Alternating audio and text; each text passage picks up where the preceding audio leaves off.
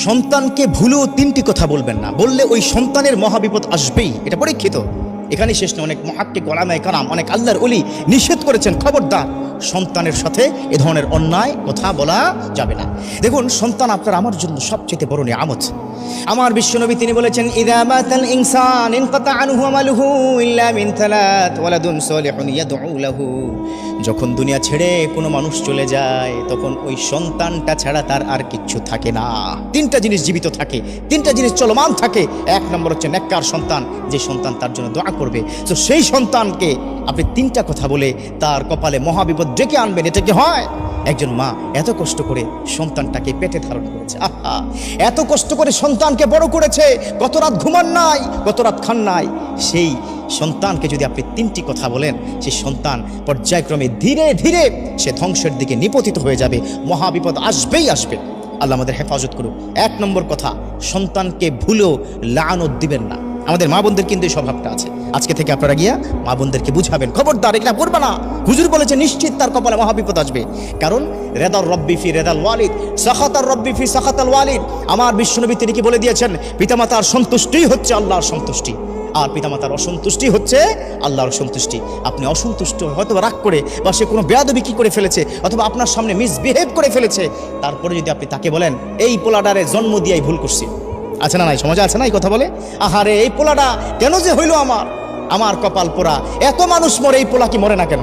নাউজুবিল্লাহ, একটা কথা বলে ফেলেছেন, আল্লাহ পর্যন্ত কিন্তু পৌঁছে যাবে। সারা জীবন কান্না করবেন, কাজ হবে না। সো এক নম্বর কি, এটা বলবেন না। ইভেন আপনারাও কিন্তু বলেন, আপনারাও কিন্তু কি বলেন রাগের মাথায়, আহা এই পোলা কি পড়াশোনা করে না, এই ছেলে আমার অবাধ্য, এ যদি কি মরে না কেন, সবাই মরে, ওই কেন কি মরে না, আছে না নাই, সমাজের মধ্যে এই কথা বলবেন না। এটা আল্লাহর দরবার পর্যন্ত কিন্তু পৌঁছে যায়। সো এক নম্বর কি, ছেলের প্রতি লানত দেওয়া যাবে না। দুই নম্বর কাজটা কিন্তু আমরা অনেক বেশি পরিমাণে করি। এই দুই নম্বর কাজটি করার কারণে আমার সন্তানটা নষ্ট হচ্ছে, সেটা হচ্ছে সন্তানের সামনে মিথ্যা বলবেন না, বা তাকে মিথ্যা শিখাবেন না। একটা ছোট্ট উদাহরণ দিই, তখন আপনারা ক্লিয়ার হয়ে যাবেন। মানে বাবার কাছ থেকে তার কোনো আঙ্কেল টাকা পাবে, অর্থাৎ বাবার বন্ধু টাকা পাবে। তো টাকা পাওয়ার কারণে প্রায় তাকে ফোন করে, ফোন কি ধরে না, মাঝে মধ্যে কি বাড়িতে আসে। তো একদিন বাড়িতে এসে বলো, বন্ধু তুমি কি আছো বাড়িতে, আমার কি টাকাটা আজকে 3 বছর ধরে তুমি কি ঘোরাচ্ছ, কি দিচ্ছ না? তখন ওই ছোট্ট বাচ্চাটাকে তার বাবা শেখায়, গিয়ে বলো যে বাবা ঘরে নাই। কথা কি বুঝতে পেরেছেন? আবার মাঝে মধ্যে কিন্তু এই ক্ষেত্রে আবার উল্টোটাও ঘটে। যেমন সে গেল, গিয়ে দরজা খুলে বলতেছে, কি ব্যাপার, তোমার আব্বা কোথায়? তখন ওই বাচ্চা ছেলেটা বলে বসে, কারণ সে তো মাসুম বান্দা, সে কি বলে বসলো, আব্বা আমাকে বলে দিয়েছে যে বলতে আব্বা কি ঘরে নাই। এবার কি বলুন তো কি অবস্থা?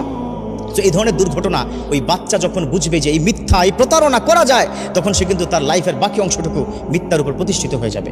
একবার ওই সন্তানের সামনে যদি আপনি একবার মিথ্যা বলতে পারেন, আর মিথ্যাটা যদি আপনি সত্য মনে করে বলেন, তাহলে তার কপালে মহা বিপদ আসবে, কারণ এই সন্তানটা বিপথে যেতে দেরি হবে না। 3 নম্বর, এটা বর্তমান সময় সবচাইতে বেশি ক্রাইসিস হচ্ছে, বর্তমান সময় ফ্যামিলি ক্রাইসিস। সেটা হচ্ছে হাজব্যান্ড এবং কি ওয়াইফের মধ্যে যখন ঝগড়া হয়, সেই ঝগড়াটা কখনোই আপনার সন্তানের সামনে করবেন না। যদি করেন, আপনার প্রতি অশ্রদ্ধা, আপনার প্রতি ভালোবাসা তার কমে যাবে, আপনার প্রতি যে তার সম্মানটুকু ছিল সেটা নষ্ট হয়ে যাবে। এবং এখানেই শেষ নয়, সে কিন্তু বাইরে গিয়ে তার স্কুল অথবা কলেজ ফ্রেন্ডের কাছে বলবে, কি বলবো, সারাদিন আব্বা আম্মা ঝগড়া করে।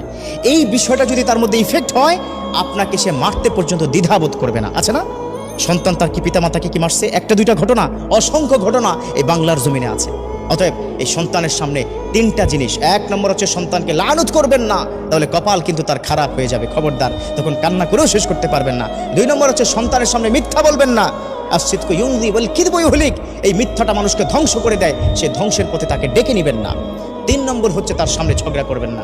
ঝগড়া যদি করতেই হয়, তাকে বাইরে ড্রয়িং রুমে অথবা ডাইনিং রুমে রেখে দরজা লাগিয়ে কি ঝগড়া করবেন, কোনো অসুবিধা নেই। এই 3টে জিনিস পারলে জীবনের থেকে ছেড়ে দেন। লানত দেওয়া জীবনের চলে আপনি ছেড়ে দিবেন, মিথ্যা বলা আপনি ছেড়ে দেন, ঝগড়া করা আপনি ছেড়ে দেন। আপনার ঘরের মধ্যে দেখবেন সুখ, শান্তি, রহমত, বৃষ্টির মতো সাকিনা আপনার ঘরের মধ্যে নাজিল করবে আল্লাহ পাক। সুখময় একটা জীবন আপনাকে দিবে। আল্লাহ আমাদের প্রত্যেককে বুঝার এবং মানার তৌফিক দান করুন, আমিন।